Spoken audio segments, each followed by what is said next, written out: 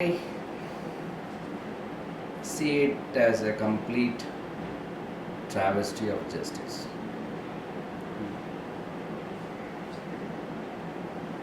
Why I see it as a denial of justice is based on the judgment itself, the very document that we have in the public domain today. I was following the judgment when it was being delivered. It said the court will consider only facts. Mythology and theology will not be the foundations of the judgment. The Supreme Court, presented the judgment in the introduction to the judgment. This is how it came. Then it said there is no, remnant of a destroyed mosque underneath the mosque.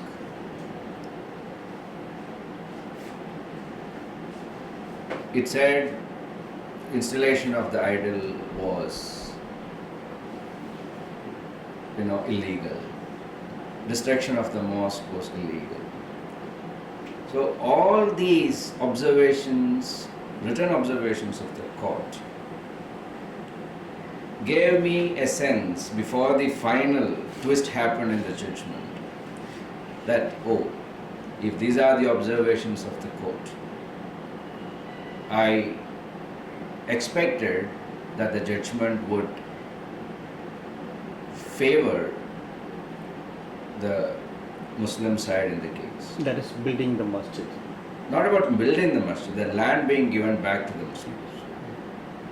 Denying, when you call all acts, I think the installation of the idol is the very basis of the first complaint in the court, if I have understood this case correctly.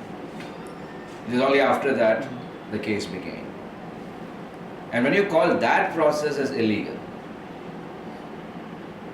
the outcome of your judgment related to the title suit ought to favor those who violated the law. Right? It has to be against those who violated the law. Otherwise, why do you call it illegal? If a land genuinely belonged to someone, they took over the land they legally had entitlement to. So, these are details of the case. It asked the government to set up a trust and pave way for the construction of a temple. So many people have raised this question. If the mosque was not even demolished, the excavation would have been an illegal act. Right?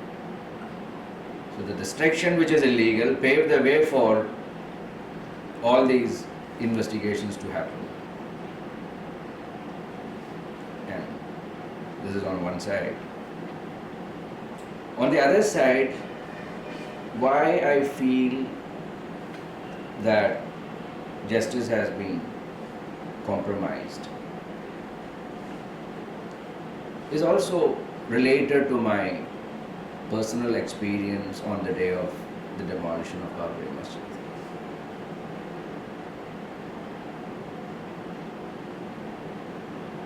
It's long ago, 25 years, 27 years have passed.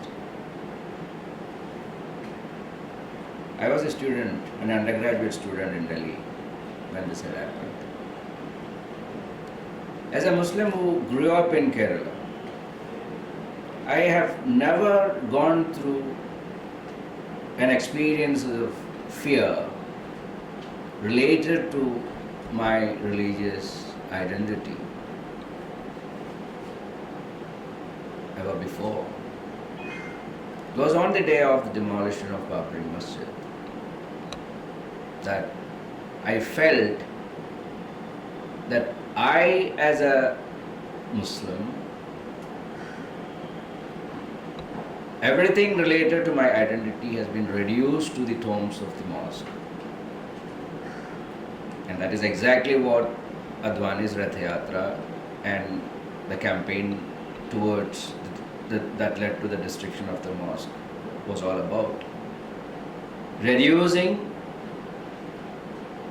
the identity of Indian Muslims, whether geographically, near or far away in the down south, every Muslim felt that Babri Masjid was just not a structure. It was the very marker of their existence and identity in this country. And then you destroy that structure, which represented the religious identity of millions of people here. You are actually demolishing their psyche. It's an attack on the psyche of the Muslims, and that's exactly what it was all about. And I remember some of my friends in Delhi who are not Muslims coming up to me in solidarity, consoling me, because I wasn't bothered about one particular building being destroyed. I felt as a Muslim in this country completely shattered at that particular moment. Even developing high fever at that moment. I think it was a reflection of the fear that I experienced at that particular moment. But the most consoling part of that moment was the kind of solidarity that I could see around from the society at large, and I lived in a campus like JNU then. The kind of solidarity that people openly expressed with Muslims of this country and against the demolition of the mosque. That was the most comforting and convincing part that helped people to, tide over this fear psychosis. Right? And I was involved very actively in the political process of the campus, the student politics of the campus. There have been instances where Murli Manohar Joshi's entry was, blocked by the students.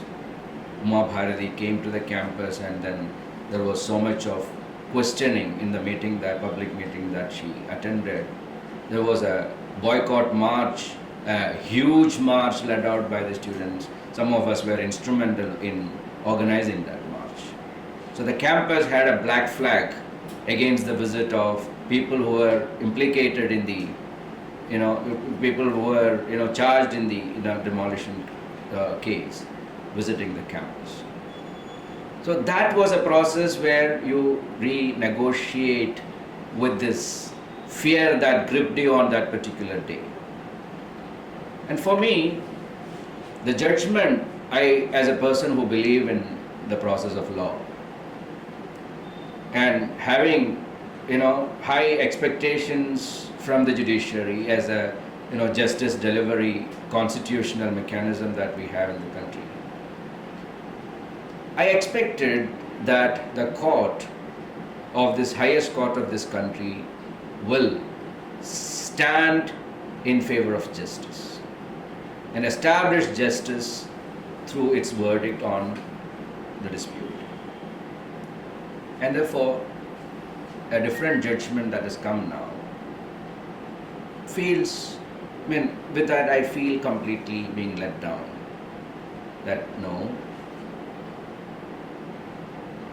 we may even, be prompted to think that even judiciary is being compromised, which people are saying even otherwise very openly.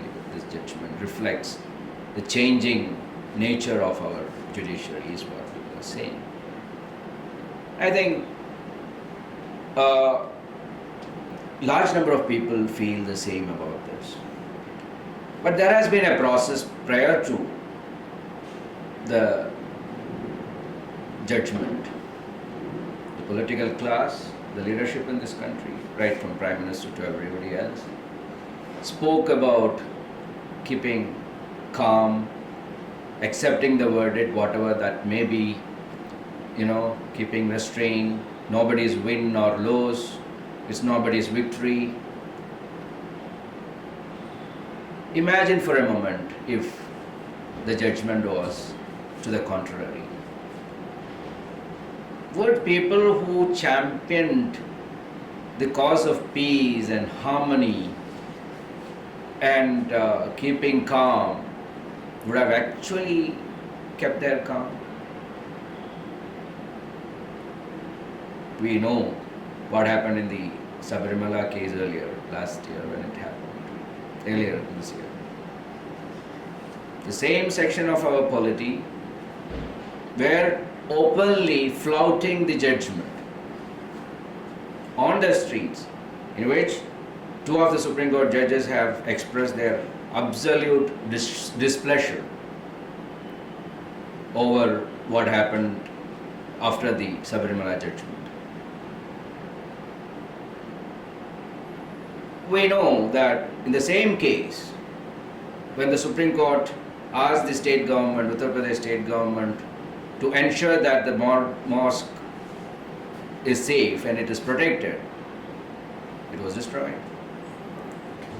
For that, the land which was, taken over by the government, Supreme Court said the government should have its custody, it shouldn't be handed over to anybody, but they did. So the respect for the Supreme Court, as and when it is favorable to us, and then violation of the judgment when it is not, it's there in our recent political history. So the preparations that went into was in order to ensure that when this judgment is out, the aggrieved parties, that is in this case Muslims, will not have overt expressions of their displeasure over the judgment.